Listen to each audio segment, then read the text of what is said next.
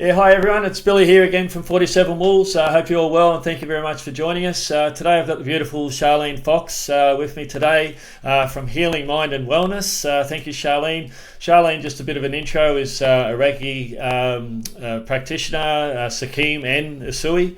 A yoga instructor, mindful yoga. I think you'll be able to explain that a bit more. Also, I noticed crystal bowls and a bit of sound healing as well. So there's so much to you. You have a real passion for mental health and self healing, which I love, and very fascinated to hear more. So welcome aboard, and thank you for joining me today, Charlene. Thank you. Thank you for having me. Yes, I'm happy to be here and have another chat with you. Yeah, looking forward to sharing more and helping your audience, maybe with a few things that I've got to share. Beautiful, beautiful. Thank you. As we normally do, I love backstories. I love your journey, and you spoke briefly when we met. So, do you mind sharing a little bit about your journey and what got you started, and I guess some what's brought you to where you are as we speak now? So, Yeah, wonderful. Thank you. Yeah, because I feel like the journey's very long for us all to get to where we are. It's not like a simple thing, but to bring it down into more the mental health space and why I do what I do, it's more I off and on battled with mental health most of my life, and the doctors would basically send me to talk therapy and then offer me pills usually. Then I'd get better for a little while, and then I'd come off everything because I'd be, doing well, and then think I'm good, and then I'd start back over again. And basically, it would gradually dip down, and then I'd start the process over, go to the doctor, start it again, do it again. And at one point, I think I got told by a doctor that I was prone to depression and anxiety. I have some mental illness in the family, and they kind of just put it down to you're kind of just always going to have it. And I'm like, what? Like, that can't be for real, can it? And back then, I wasn't in the natural world. I wasn't right. doing anything natural. I was more just going to the doctors and thinking that that was the advice I needed. Eat from the food pyramid was my favorite they told me because I was getting sick from some of the stuff that they were telling me to eat off that. Okay. I didn't realize till I went down the track, when I searched for more answers, and then I found a naturopath, which she took me off so much, and I couldn't believe it. It was very hard for me because I was very addicted, and I still am a little bit addicted to certain foods. And then I realized that some of the things that were happening in my body were actually caused from my food. And it wasn't until I had to go off it that I was like, oh my goodness, I don't have that pain or this. And then I didn't realize until months later. And then I was like, I have to get off that. It was mainly gluten and wheat for me is definitely a big cause of some of the things that have gone on in my body. Um, so yeah, I remember learning more in that hour with a naturopath than I had my whole time with a doctor. I just could not believe the wealth of knowledge that they have and what I could learn. I just did not know that that was possible. So I remember dealing with at one point thyroid issues, anxiety, depression, adrenal fatigue, and there was just so many more symptoms on top of that. And I did what I could when I had the money and tried things and became aware. I never fully dived in long enough, I think, to really heal fully back then. I just didn't have the funds to do what I really needed to do, and also the excuses, the trauma, and the things that come up when you are going on the journey in life of healing, I think. Um, so I found with all the people that I spoke to, the professionals that I seen, there was always common threads, and I try to follow those common threads and what felt good for me. So after battling through three lots of depression and anxiety that took like years away, so it's not just a moment, it's literally No. years and years of life, battling up and down. I hit rock bottom again in 2019, and a friend shared a mixed method doctor. So I thought I was going for depression and anxiety again, because that's what the common always happened. And they actually were explaining to me a big long story that turned into a diagnosis of ADHD. And I was 33 years old at this time. So I was quite in shock because for 33 years, no one had noticed that I'd had ADHD. and that the symptoms were depression and anxiety. So the core root reason was the ADHD. And I got to, after that, learn how to embrace and understand my brain more.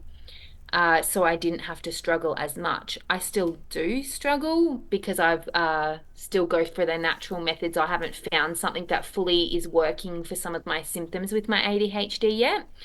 Uh, but I did go back when I found out with ADHD in 2020. I did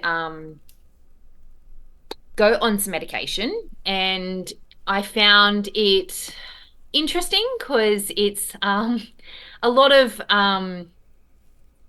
side effects, sorry, and things like literally, I was just losing my words. That's what happened to me when I was on the medication. Maybe I was just stepping back into that feeling. Oh, I was literally losing words. So I could still have them in the brain, but I couldn't say it. It was so weird and it was really scary. And then I also had on the ADHD medication false energy. It basically I got all this energy and I could make decisions and do these things, but I had too much energy then to the point that I don't know if I was going to burn myself out from doing too much. So I didn't know what to do with myself because I really wanted the things that it was helping me with, but I didn't want these horrible side effects that I was having. It was really scary to, do you want to just struggle then, or do you want to partly struggle and have some energy? And I really had to make some big decisions and come off some of that. I stayed on antidepressants at that point for a while until I could fully come off, which was very helpful. But yeah, I had to find a balance of life. I'm still trying to do that. I feel like, do any of us really have that all together? And learning, I think as well, I've learnt that all of that was lessons on that we also often we've been taught to do. So it's constantly doing, doing, doing. And I've had to learn how to remind myself that it's okay to slow down, to try again tomorrow, to stop, just sometimes to stop. And I found modalities that have helped me through this journey, and that have helped me realize that that's okay to do all of that. And that was the self-discovery journey. I think it was my 2020 was my burn to ashes and to rise as a phoenix, and I'm still finding ways through that. But these modalities have helped me release and regain more clarity again, and really start to discover who I am on the inside, and to try and peel back what everyone else thinks I am and who they want me to be. And I'm still, yeah, learning who I am. And I think that's an ongoing journey forever. I haven't gotten to the end, so I'll let everyone know at the end, maybe.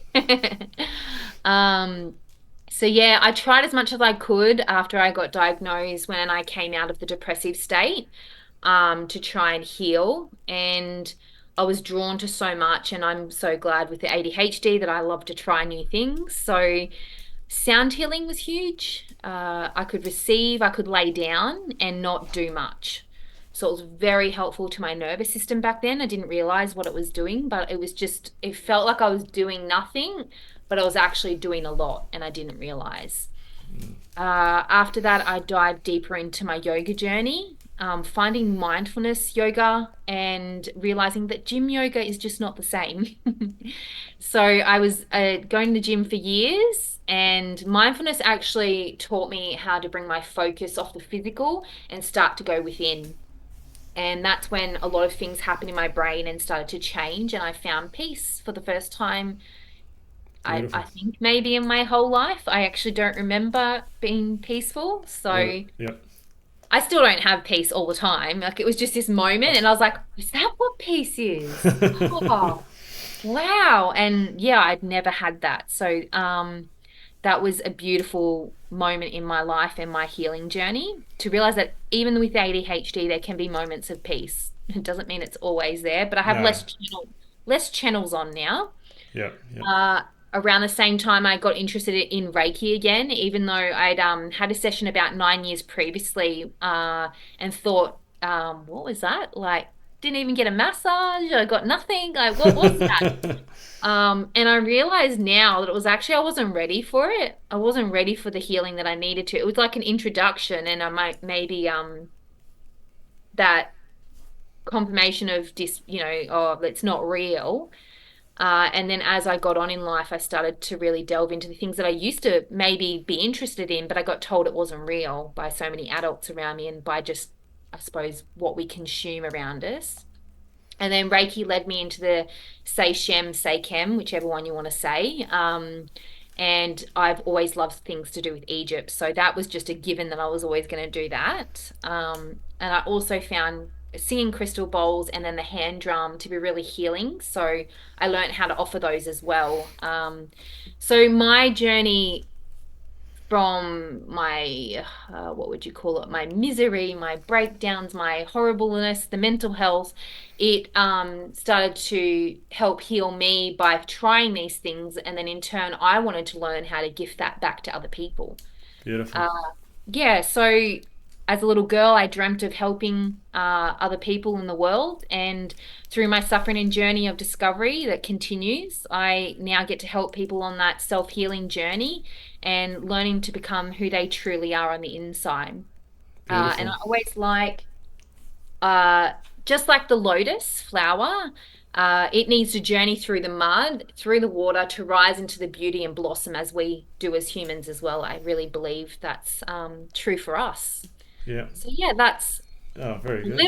a little long bit of my journey so No, far. beautiful. Thank you, Charlene, for sharing that.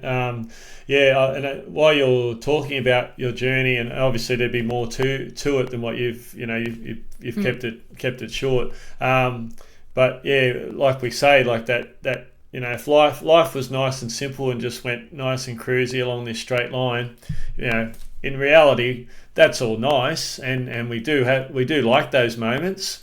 yeah, But if all of life, I don't know, personally, it'd be pretty boring. And yeah, what would we be learning out of it, really? So yeah, I've your story's not that unfamiliar as far as everyone's got their own journey and path as mm, you've got.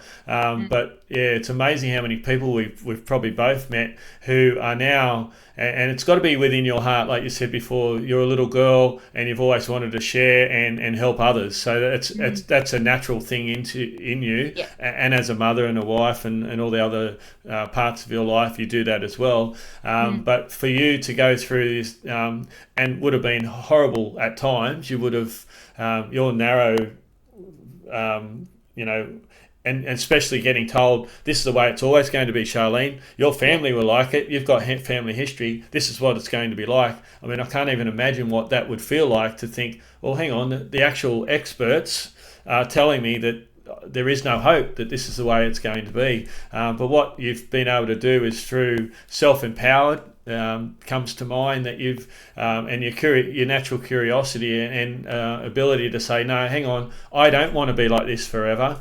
I know that there's something else out there for me, and I know there's a better way of living. So you've explored those options, and now I feel like that's like a rubber band that's catapulted you to where you are now.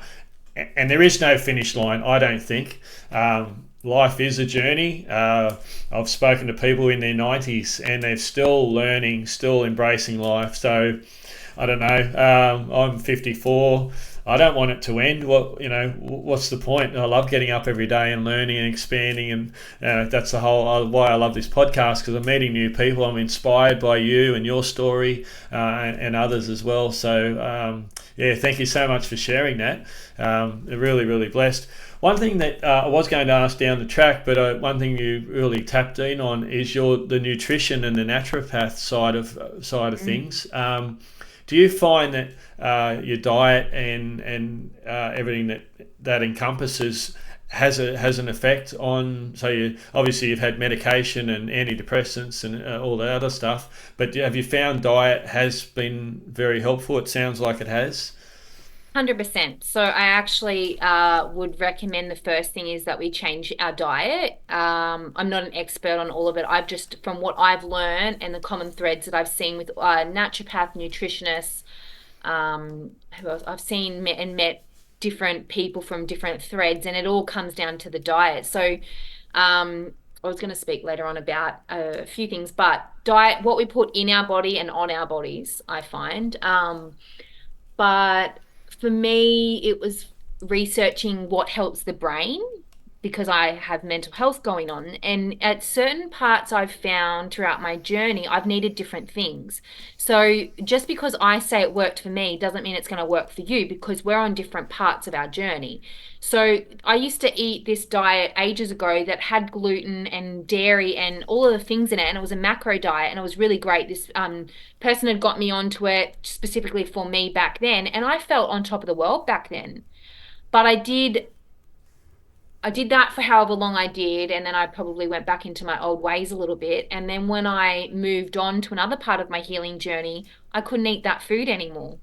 So it's that I felt like I was thriving back then, but then now if I was to eat that, I wouldn't thrive on it. So I've had to really and I still struggle with food because of the ADHD. I've gone off alcohol, so that's a huge one. I've been sober for over 3 years now, and you would have never known it before because I used to love alcohol. I all my friends are like, no, you wouldn't do that. But yeah, I'm over 3 years now, and I'm really proud of myself because it's been a big journey because it's a crutch, and I miss that crutch sometimes because there is no other thing that I can have that is compared to that feeling of that buzz. Yeah. Even chocolate, I still do chocolate, but I need to slow down on my chocolate. But I want you can't quit all the evils at No, once. no, yeah, yeah. Chocolate's pretty Um, good. yeah, so but it just doesn't give you the same hit like the alcohol was giving me. And that's the ADHD brain as well. And that, when you're depressed and anxiety, you're trying to reach for a buzz. And food is our number one to go to that buzz. You can just go to the cupboard and buy the shitty food. And it's so easy to do. I was binge eating, and I don't do it as much, but I still can find myself spiraling a little bit. So I have to be careful with my emotions because I'll eat more of the things that aren't going to help me. They don't help Yeah. you. Like, No. all of the processed stuff, it makes it worse, but you get that slight satisfied for that moment and you think it's helping. So So by having that awareness, you know now, and like you say, we all know. I think we were talking off air beforehand. We all have the knowledge, or a lot of us have the knowledge, but living and breathing it, and actually having the discipline to do it all the time. I love the term perfectly imperfect, and yeah. that's what we are as humans. Yeah. None of us have a perfect day, but the sun rises every morning, and we get to have another go. And Mm.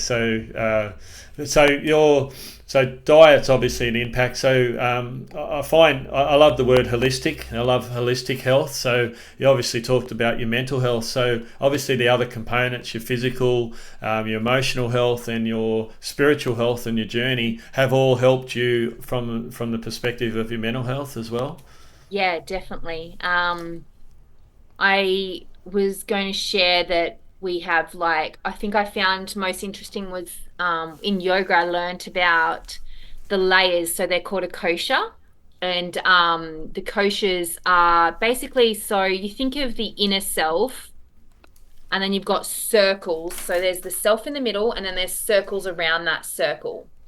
And it goes from the outside in. So it goes the physical, so the muscles, the organs, the tissues, and then you've got the next layer, the energy, the invisible vital body, which we experience the flow of energy in the physical body. Then you've got the mental layer, so that's our thoughts and our feelings. Then you've got the wisdom, so our conscious discernment, where we choose to respond without our habitual reactions. And then we have the bliss, everyone loves the bliss state. So that's where we're free from that suffering, the space standing between the conscious awareness and the higher self. And then we have that self, the true you. That's what I like to say. So when one of those is off balance, it can throw them all off balance, or it can throw one off and not the other. And so I've found that learning more about those through yoga was really helpful for me to understand that they all connected. And if you don't try to find the balance between all of them. Like I find a lot of the time when we start our journey, especially with mental health, we start with the physical because that's all we know. We don't Yeah. know what else to do. You'll physically be like, I don't feel so great. Like, what can I do to help it? And it's usually go to the doctor, um, diet changes, physically move the body more or less. So yeah, it always starts with that top layer anyway, and then you work your way in. So I think throughout my journey, like I'd done all of those physical things and then be like, well, there's more to it. Like, this isn't helping anymore. What is this? And then when you get down to it, I suppose you dive deeper into the thoughts. What am I thinking? What am I reading? What am I doing? And then you go into even deeper, and then you're like, oh, I've got patterns coming up, and where is this coming from? And then you look deeper into yourself, and then you start to peel back layers, become truly who you are if you choose to let go and heal and find ways to do new things that you didn't think you could do. Like, yeah, like I never Yeah. thought some of the things I could do now I would ever do. Would have So, done. Yeah, yeah, that's yeah, beautiful. yeah. And you only did that through being courageous and stepping through the uncomfortableness. Hmm. I love the expression being comfortable, being uncomfortable. So it's sort of that takes a lot of practice, and it takes a lot of times where you have to go through that and feel what that feels like, and then that sort of slowly builds little blocks to each time an uncomfortable situation comes up, or something that you think maybe I can't do that, I can't do that, all the self doubts, and Yeah. it gives you some experience to draw upon to say, okay, well I've done that before, might not be Hmm. exactly that, but yeah, hang on, Yeah. I can do this because I've overcome this same feeling before. So Yeah. what I was going to say, and I love. At the moment, I'm meeting so many people, Charlene, who are, I'm going to say, breaking the cycle. So we've all got our family lineage, and I'll only touch base on this quickly. But you mentioned that the doctors were saying that your family history was basically painting the portrait that you were going to be following that same patterns, and you've broken the cycle. And I believe a lot of us in this lifetime. And myself included. And this is not being detrimental to anyone that's our past, our mothers, fathers, grandparents, and our heritage there. But we are here to break the cycle, and whatever that means to anybody out there and yourself. But congratulations, because I really believe it's pivotal times that we're going through energetically, globally. We're shifting, and we are part of that shift, each and every one of us. And that's not going to happen unless we have the awareness and the courage to say, hang on, this is not working for me. I'm not going to continue these traits or these patterns. This is going to stop with me. And then having that recognition, then you, yeah, and that obviously that was part of the journey that you've embarked on. So well done to you. And yeah, and like you say, it's a journey. It's not over yet, but there's a lot more to come, and that's exciting for me because I haven't known you for long, but we're really at a beautiful stage where we're only just starting to scratch the surface, and the little pinprick in the veil is just there going, oh, hang on, there's more out there, but there's more within me. So the limitations are dissipating. The restrictions that all the labels that we've been putting on ourselves that have held us back and kept us in our box, so to speak. They're all falling away, and it's just going to be wonderful to watch it all unfold. So yeah. I just thought I I'd share love that because that. I love that. Yeah, I've always thought of we're all doing the best that we can with what we've got. yeah, So I don't have I don't know, like back before I was healing, it was that blame, blaming others. But now it's at that point of everyone's done the best they could, and I love them for that. I yes, love everyone in my past for what they've helped me along with, good and bad feelings, because it's helped me to get to where I am today. And the more that we all start to do that, and the more gratitude we bring in, then maybe the quicker that we'll all get there together instead of being at war with each other and blaming each other. Because I don't know, I've seen some people in my life that have struggled and it's hard on them. And I've heard their story as an adult now. And then, as a child, I watched certain things and now I'm like, oh my goodness, that must have been so hard for you.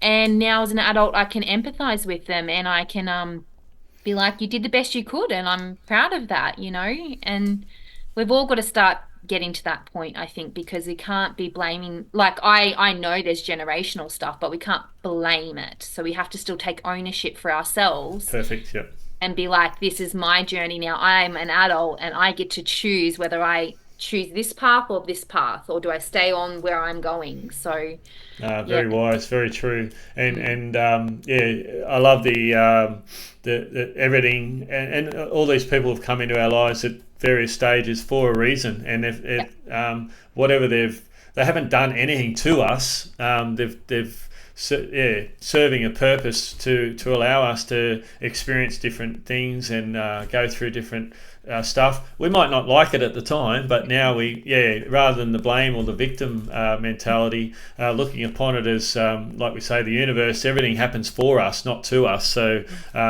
rather than be the blame victim, we can actually look upon everything that happens and go, okay, well, what can I learn from this? How can I grow? What opportunities are there? And having met you, it sounds like that's exactly what you're embracing. Mm. I find with mental health in the beginning, you don't see it that way. And that's the other thing that people need to overcome is when you might see someone that's gone through the journey and then we're speaking the way we are now, and they're like, well, I'm not at that point. And you get really narky about it because there's parts in your brain that aren't functioning the way that we are right now because we're not stuck in survival. So when you're stuck in survival mode, you will think differently. So I find a lot of the time not stepping into shame as much, trying to find a way to step out of shame for where you are on your journey. And eventually it will ease up. So the beginning will be really crappy and feel horrible. And, you'll do nothing but cry and whatever else you do to get through, but to not bring shame into that because it's part of the journey as well. And then you'll get to the other side and you'll see the beauty, and then you'll be able to reflect on the lessons and the things that were horrible that happened to you. But you'll be able to reflect on them and be like, okay, I can see the wisdom in that now, but you can never see it. Like when you're in it, you don't see it. No, no, It's that's like the right. end of the world. And it's until you come out that it's not the end of the world. It was just a really big, it could be a huge trauma that you just need to work on for a long time, but you've made it out and you get to work on that now, I've found. Beautiful. And recognizing, Charlene, do you agree? It's hard at the time when you're going through that. You think that this is the way it's always going to be. You think this is permanent, and as we know, life is not permanent. Life is very much about all moments and definitely permanently temporary. I remember reading that line in a song that I love. Yeah, permanently temporary. It's so true because we quite often get caught up in the good and bad, or however we want to judge things. We Mm. like you say that buzz with chocolate or alcohol. You think, oh, Mm. that's gonna, but you can't stay drunk forever, or you Yeah, can't keep exactly. eating chocolate to keep getting that fix because that's not Yeah, that's not going to not going to physiologically and sustain. Yeah, it's just not going to happen. To yeah, maintain that buzz. Some people go after that, and that's where mm, addiction and things like that come in. yeah, But that's I think we've all found out either the hard way or the long yeah, road, that's not how it works, and basically everything is temporary. So no yeah, matter, and it probably helps. I don't know, you might be able to answer this better than I can, but when you're going through mental stuff, or even if you haven't got mental health officially, we all have stressful moments in our time. If we can yeah. not make it too big or too too high or too low, and try to keep as even keel as possible. Would that you find that was probably a challenge for you at different stages? So I think it's accepting it as it is. So yeah, I think we try to change what we are feeling and be something that we're not feeling because we have to be a mother or a father or we have to go to work and so we shut down a lot of things and we try to be something that we're not. And my favorite saying with my Reiki is you've got to feel it to heal it. And I feel a lot of the times we're not feeling. Yep. So Like when I had a recent thing happen, I had to feel it. I had to just feel like crap and just had to let it feel like that way. And I just had to burst into tears when I needed to. And I had to get angry when I needed to. And I had to go through the process. And normally you'd be seen as, oh, don't do that and all of that stuff that we get told. But I had to allow it. And then that meant that it got a chance to ease up because I was releasing it out of my body. So I find a lot of the time we're not feeling it, so it gets into our body and then it will cause disease and then it turns into an actual disease in the body For and then sure. Yep.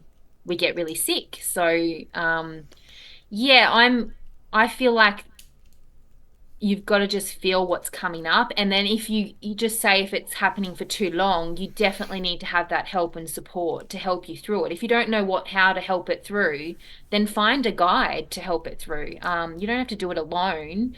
But sometimes like I needed to do what I needed to do alone. I knew it, but I knew what I needed and I listened. But that took me my whole life to now to get to that listening point. And even then I don't fully listen sometimes. So Yep. it's yeah, I'm just not hard on myself when I don't listen, and I try to find something that supports me and listen into what is needed that week, that moment, that minute, that second. It shifts. So Yep. yeah, don't be hard on ourselves about where we're at and that have an expectation of where you're meant to be, I think. Beautiful, beautiful. Mm. How have you found yoga? You called it mindful yoga, and I love before you said we're so used to in society about do, like we go, go, go, and everything's rather than just being and sometimes pausing and stopping for a moment just to be. Do you find yoga helps not just yourself but your clients in that respect? So it's funny because I thought that yoga was the physical practice. I always did. And I just went to the gym for my physical practice. And I, at the end, would meditate and have the, okay, once you finish this, you're going to go shopping and you're going to get the milk and the bread and this and that.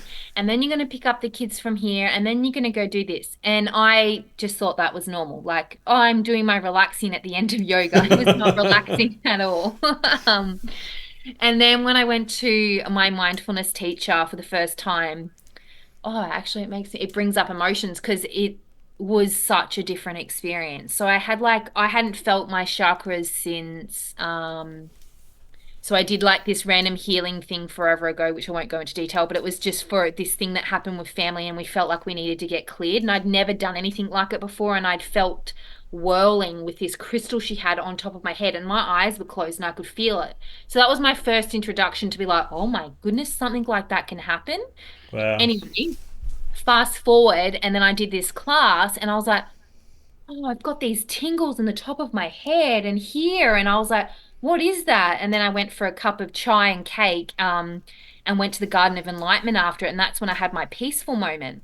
And I was like, I didn't have any thoughts. What was that? And then the thoughts come back because you're like, what was that? Oh, was that peace? Oh my goodness, I think I just had peace. That was a peaceful moment. Is that normal?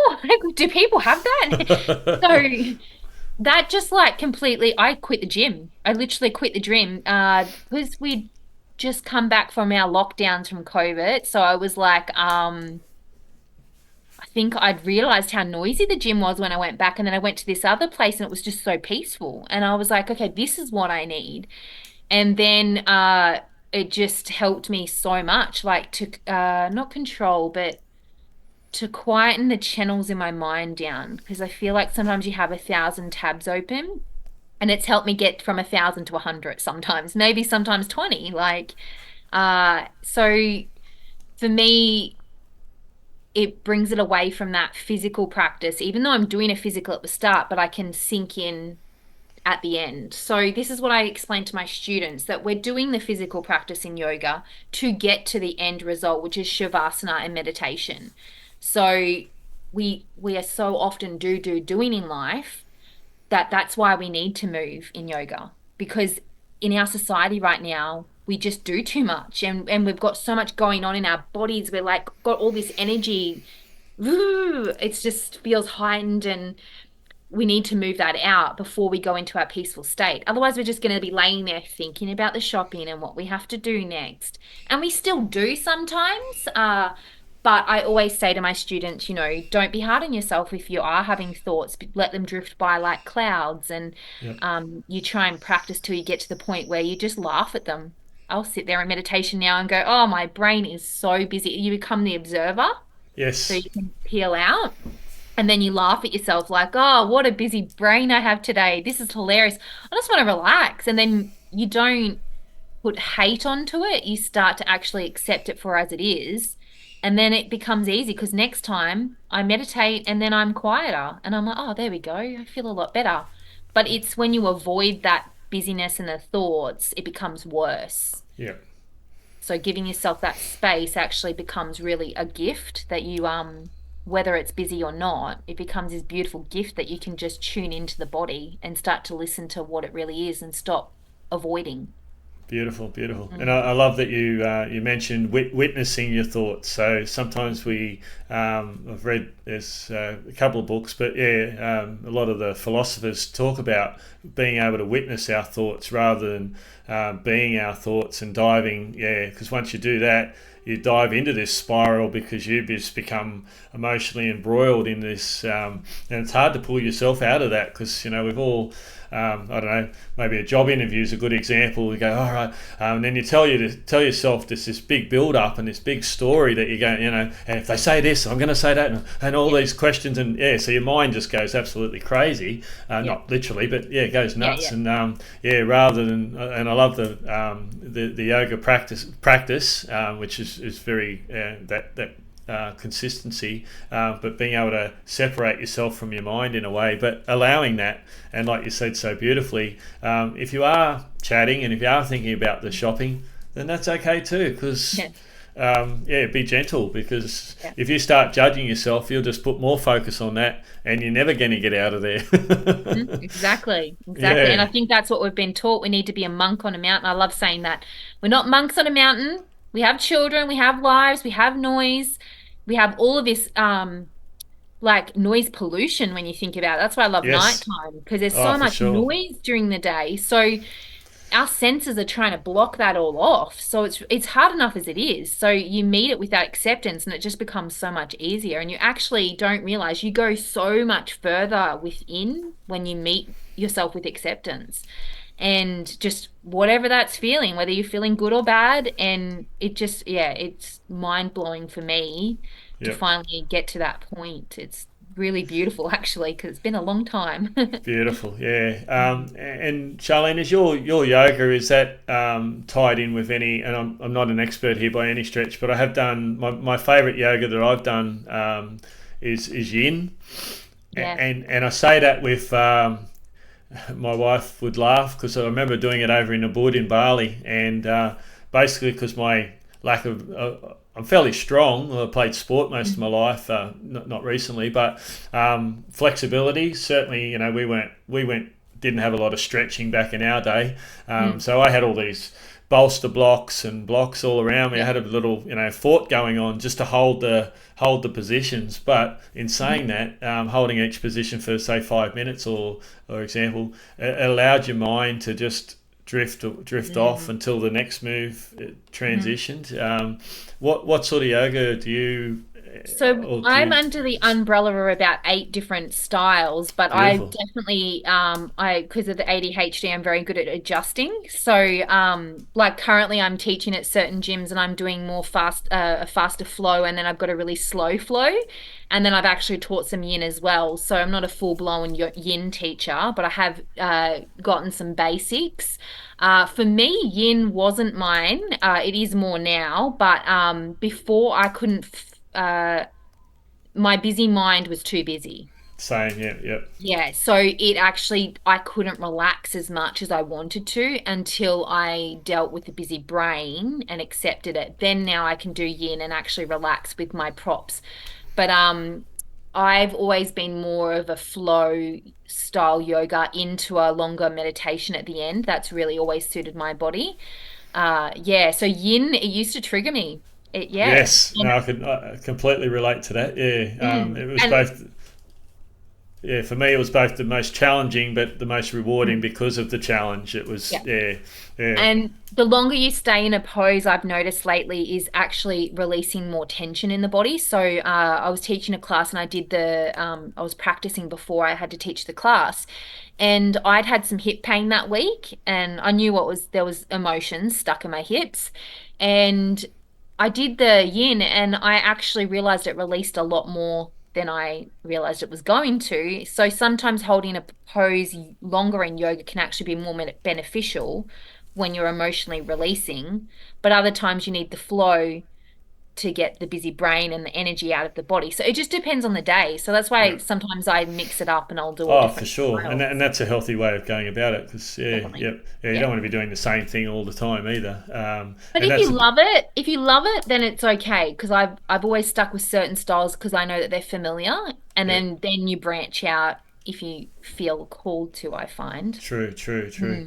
Mm. How do you find? Like I've done both versions of Reiki, so you Sui and Sekim or Sakim, whatever you want to call it. And obviously that's the Egyptian or the. It's Yeah. known as a bit more of a softer side, where the Sui is more or softer or more feminine, but.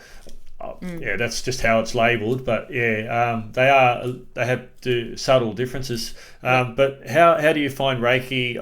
I share this. Reiki is probably where I started, and I found Mm. doing medical intuitive and doing Mm. aromatherapy and massaging and other modalities. I found that Reiki was my centerpiece. So it was because it's energy based, Yeah. it really does overlap into all the other any other modality or any other thing I'm doing in life. It's such a prominent thing. Do you find that your Reiki flows into your yoga and vice versa? Oh, it's just all connected. So, when I was training for yoga, I was also training in my level 2 for Reiki. And I would have one teacher say one thing and the next week another teacher say a similar different way. It was Right, just so on point. I just loved it because they both basically blend together. And this is the common threads as well that I find with different teachings. They all blend together too. I feel like they all stem from somewhere and we've all taken on parts of it. I feel like there's this big part and we've all just taken little parts of it to make it our own and what suits us. yes, And basically, all my modalities just blend together. So if I'm offering, it's always blended. Like, so that's why I think I love having such a multi-passionate personality is because I can just blend things with how I beautiful. feel like it's needed or how I can see the room and be like, oh no, we need this and not that today, or we need a little extra. And I'll do, yoga through the chakras on a Monday night. That's got a mixture of yoga, Reiki, meditation, and sound. And I always blend those things together. They all go together. Like I just can't, sometimes I can't separate them. They just go together. It just makes sense. Absolutely, and that's Yeah. it's all encompassing for you as well. So that allows you to fully express yourself because they're all a part of you. Like you said, Yeah. those fragments of Charlene all come together Yeah. in one beautiful session with the clients, and they would feel that because that's coming from your heart place. That's coming from your integrity because you're shining out who you are. You're not Yeah. going, okay, well, I don't really like doing this, but let's do it Yeah. anyway. Everything's coming from what Yeah. you've done before, works together, Yeah. and that you have a passion for. So yeah, Definitely. Yeah. definitely have to. I think I might have to join you on one of your classes for sure. Sounds good. Always welcome. Yeah, Yeah. I love having more people to teach and whatnot. Yeah, it's definitely you've got to have passion there. It's not always there sometimes when you're going through your own things in life, but it's still something that I don't know, you can't I can't help but love so much of what I do, and that's why I think I have to do ebb and flow and go with it because sometimes there's dips and there's ups and yeah, just discovering where I fit and how to help people is just it's a beautiful journey on itself. It's hard as a business owner, it's very hard, yep, and especially because we're all going through so much at the moment. But yeah, it's just this joyous moments when you see that you're actually helping people. I've cried a fair few times about that, like realizing, oh my goodness, I'm doing what I've always wanted to do, like help people. I'm actually helping people. And And I you don't know. you It's can like see kind of them, you can see them shifting and changing and transitioning. Yeah, my favorite is at the end of a class when people relax or on the Reiki table when you can see that their energy is heightened and then when they yeah, come down and then they wake up or they come out of it and they're like, and you're like, that is what I live for at the moment, is beautiful. just Yeah, that peaceful state that you can bring someone to. It's just, yeah, oh, yeah. Because so that good. what they're expressing and what they're getting out of it. I always believe, having been a Reiki practitioner, that it actually reflects back to you as well. So you pick up on some of that as well. So that yeah, as they come out of it and that blissful feeling that they've got, then that transfers over to you as well. If you're not Get your already Reiki feeling it, high. yeah, yeah, Yeah. Reiki high, yeah, Yeah. yeah.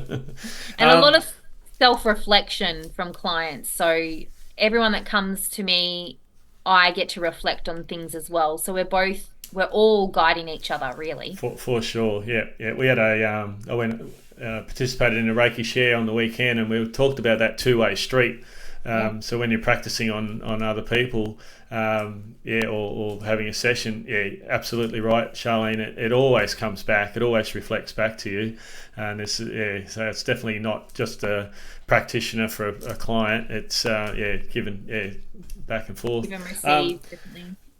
Back on mental health, what do you and self healing? I'm really what do you find are the key areas that you've found that you can maybe pass on to clients Mhm. and people listening? So for me, I'll go back to that first one where we were talking about what you put in and on your body is the most important, I find. What we eat and drink. So putting more whole foods, fresh spring water, or even filtered is better than tap water. Slowly changing like the products in your house. That's a huge one. So like I don't have everything changed yet because it is huge, but there are so many poisons in what we put on and in our bodies. Unbelievable. Like, I've stopped wearing makeup since I stopped drinking alcohol because I used to get really rosy. I'm probably rosy now talking, but I used to get red raw, so I'd cover it up with makeup. And then when I stopped drinking, I stopped using makeup, and my skin's so different. Yeah, Obviously, alcohol as well, I think, was a big contribute to that. But I was clogging up my pores with all of this crap, and even chemicals really close to your eyes and lips. You're technically eating the lipstick, like they're full of poisons. And I never knew it because I'd just been taught that it was safe. Um, so looking at, your hand soaps, your conditioners, everything, but what I did was I slowly started to make lists and then I slowly swap for a better alternative if I can afford it. Some things are unaffordable for what I'd want. yeah, Other things are okay. I just, don't use things as much as I used to. yeah, yep, Um, as well, I think would be support. So surrounding yourself with either mentors, guides, teachers, you really setting up some support because I think sometimes we can have people around us, but maybe they're not in the best place to support you. Maybe they don't even know what to do, and you have to empower yourself to get through what you're going through. So don't give up your power, like empower yourself by finding ways and support. So in a few of my uh, moments of feeling like I wasn't okay, I had to do it for free. So I was like YouTube, and things like that to help me get through. But really setting yourself up with support so that you can change habits and patterns because sometimes we don't know. And I still don't know some of the things I'm going through, and I have to outsource that until I understand myself better.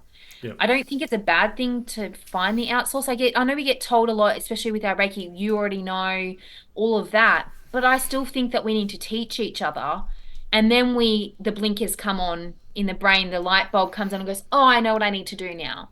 So sometimes you need to hear it externally to go within. Does that make yep. sense? Oh, absolutely agree. Yeah, yeah, yeah, yeah. Yeah. And being willing to show that vulnerability. But I put a podcast out recently that basically went through a little bit. I didn't dive in too deep, but the Yeah. vulnerability, is it a weakness or a strength? And I was sort of explaining from my perspective, it is a strength.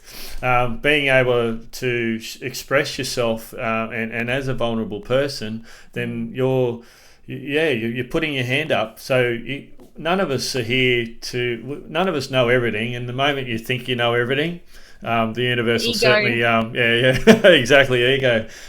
So yeah, it's a really special thing when you do allow yourself to be vulnerable, because it always comes with expansion and growth and learnings, and putting your hand up and asking for help. Yeah, That's not a weakness, that's a strength, and very 100%. important to have that awareness to go, hang on, maybe I'm not having a good day here. And like you said so correctly, surrounding yourself by people who have that compassion for you, and understanding of what you're going through, and are able to help. And if not, at least hold space for you to be able to express yourself and be vulnerable, Yeah, to them, because that's sometimes, as you would probably know, sometimes all we need to do at various moments is to be able to, yeah, express it and get it that's out, and that heals in itself, doesn't it? 100%. And another thing I'll touch on is that often I got told that you need to surround yourself with the people like in your circle. And I'm like, well, how do you do that when it's your own family and people that you see all the time that they're struggling too sometimes? So what, you just ditch everyone? Like, Yeah, I don't feel like that's how it's meant to be. If your initial circle can't support you, then you find people outside of that. And then in turn, you meet people along the way that will end up being support. Like I've got meditation group and they're my family that I can go to and be freely speaking.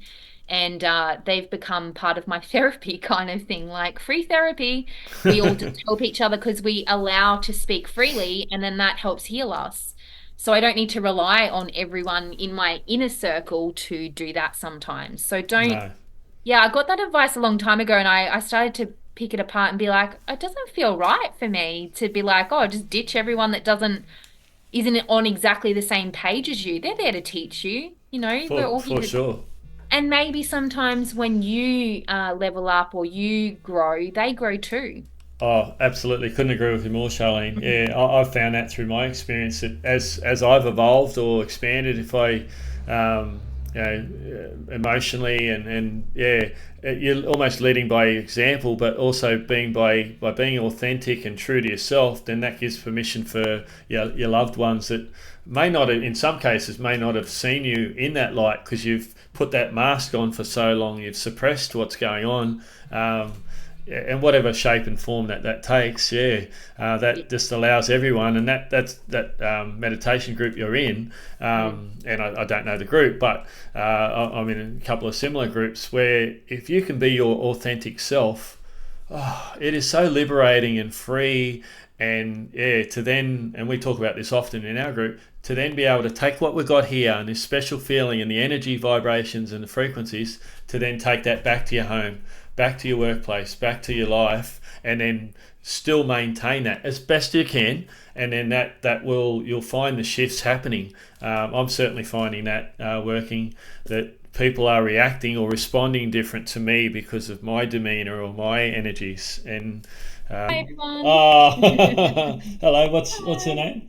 Kobe Rose. Oh, Kobe Rose, beautiful. My little puppy. Welcome, Kobe Um, Rose. Yeah. Sorry, I got distracted with her barking. No, that's right. What I was the didn't. question on that one?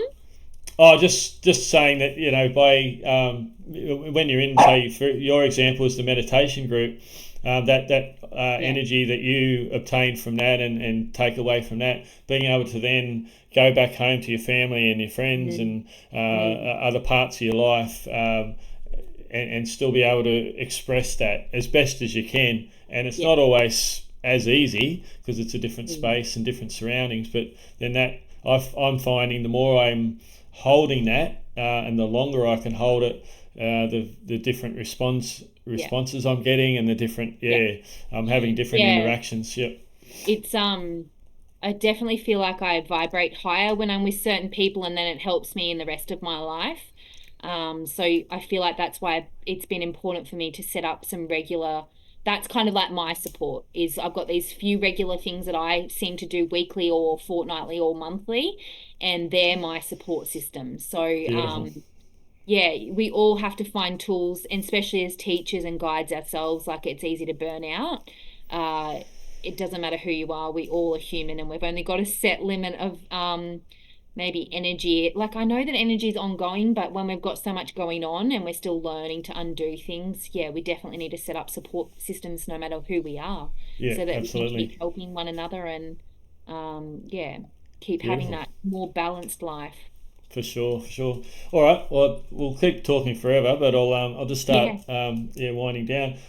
So Charlene, it's a quite open question, but what is your why? What inspires you to do what you do? Like you've been through what you've been through, but what inspires you to help others and to do what you do?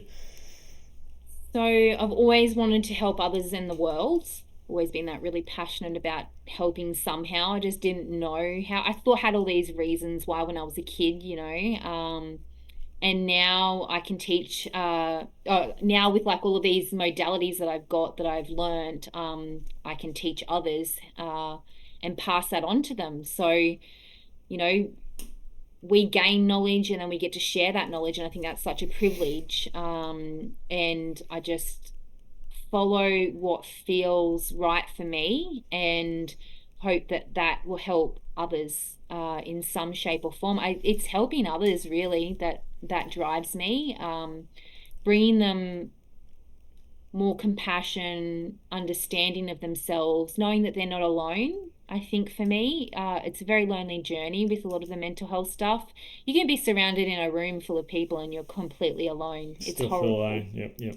And I want people to understand that that's not how it has to be. We can be together and we can be vulnerable and we can cry, at the drop of a hat and it doesn't matter. It's okay.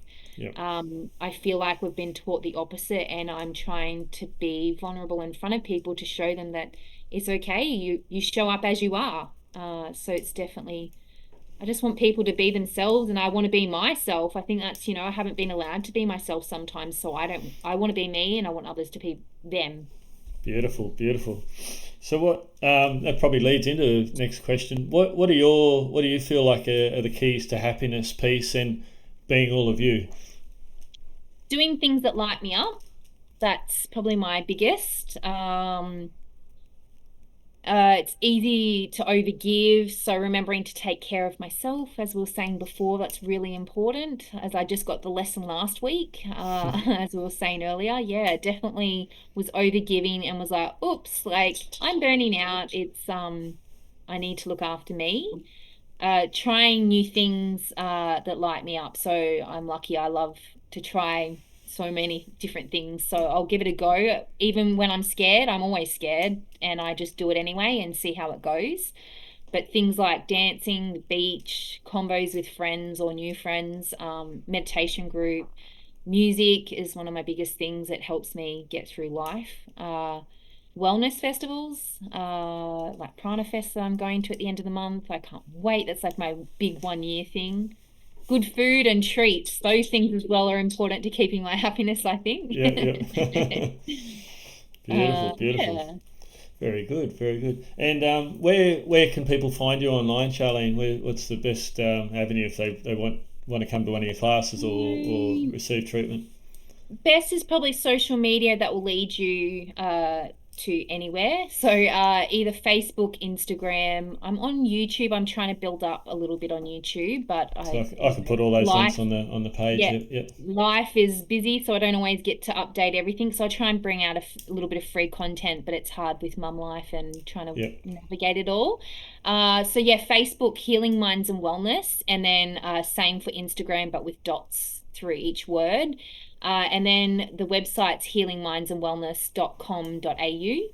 And yeah, I just get people to message me on socials and then I can have a chit chat if there's any questions. But I always share like my events and things on Facebook and whatnot. And if it was to ever go down, it's on my website. So Beautiful. All right. yeah, just come Yeah, along and for the I'll definitely freebies and put those links in. Yep, yep. yeah, thank you. Yeah. But yeah, I do a range of things because I'm multi-passionate. So it could be from one-to-one Reiki, energy and sound sessions to yoga through the chakras on a Monday night. That's an hour yoga journey with lots of lights and sound, Reiki, meditation. It's just a beautiful night. Then, which is so good for people to come and not, I don't think anyone's a one-stop shop, but you offer so yeah, many varieties that yeah, and holistically too, like if people come for yoga and Reiki, and mhm, you can talk about a whole manner of things. And I think yeah, most importantly, they can come and see you and know that they're in a safe space, they can be yeah. themselves, and whatever modality they happen to be sharing with you at the time. And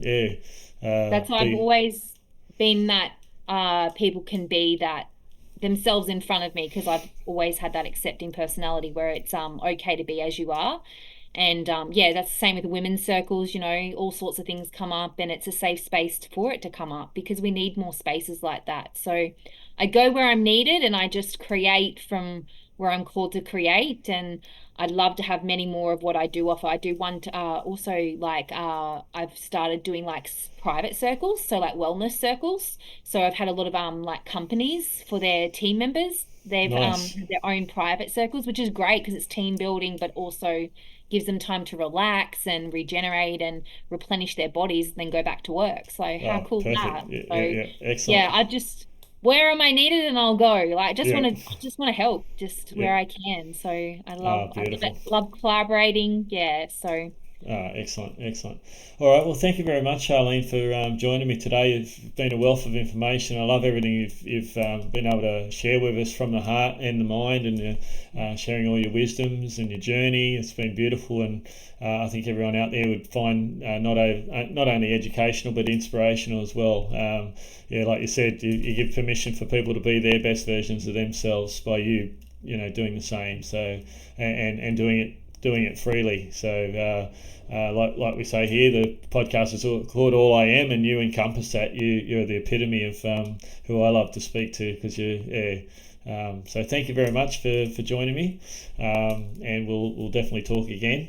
And yeah. yeah, no, thank you very much. And yeah, I'll get all those links together, and we'll put this up when we get a chance. So thank Thank you. you, lovely. Thank you for having me. I appreciate it. It's been wonderful chatting. And yeah, look forward to more chats. Excellent. Thank you. I'll talk to you soon.